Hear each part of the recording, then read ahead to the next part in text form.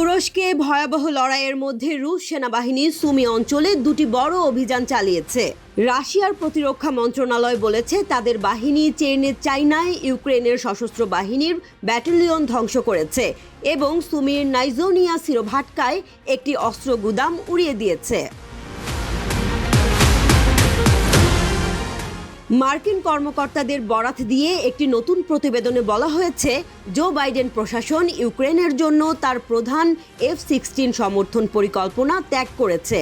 প্রতিবেদনে জানানো হয়েছে, মার্কিন কর্তৃপক্ষ F-16 যুদ্ধবিমানগুলোর পরিষেবা দেওয়ার জন্য ইউক্রেনে আমেরিকান কর্মীদের মোতায়েন করতে অনিচ্ছুক। কৌশলের এই পরিবর্তন উন্নত বিমান রক্ষণাবেক্ষণের সম্পর্কে উদ্বেগ বাড়িয়েছে।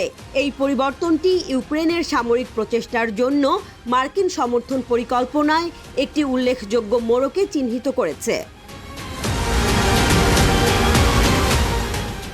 ইউক্রেনে পশ্চিমা সামরিক সহায়তাকে উত্তেজনা বৃদ্ধি এবং যুদ্ধ দীর্ঘায়িত হওয়ার প্রধান কারণ হিসেবে উল্লেখ করেছে রাশিয়া।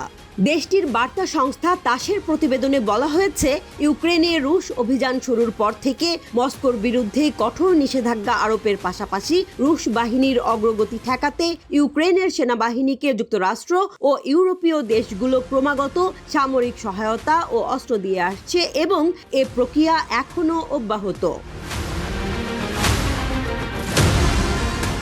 তুরস্ক আক্রমণের সম্পূর্ণ ব্যর্থতার জন্য ইউক্রেনের প্রেসিডেন্ট ভলোদিমির জেলেনস্কি তার নিজের সেনা, আইন প্রণেতা এবং এমনকি বিশেষজ্ঞদের সমালোচনার সম্মুখীন।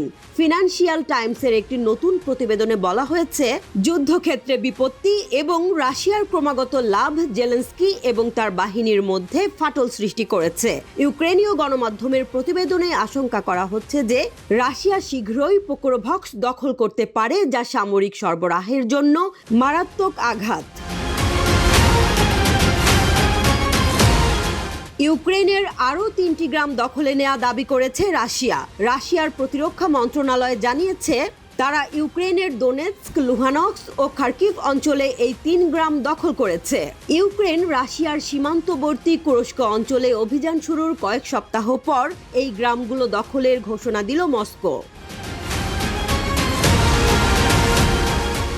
রাশিয়া ইউক্রেন সংঘাতে গত 3 সপ্তাহে ইউক্রেনের সেনারা কুরস্ক অঞ্চলে উল্লেখযোগ্য অগ্রগতি অর্জন করেছে। ইউক্রেনের সেনাপ্রধান ওলেকজান্দর সিরস্কির দাবি অনুযায়ী ইউক্রেন রাশিয়ার কুরস্ক অঞ্চলের প্রায় 1300 বর্গ কিলোমিটার বা 500 বর্গ মাইল এলাকা নিয়ন্ত্রণে নিয়েছে। এছাড়া ওই অঞ্চলে অন্তত 100টি রুশ স্থাপনা দখল করা হয়েছে এবং 594 জন রুশ সেনাকে আটক করা হয়েছে।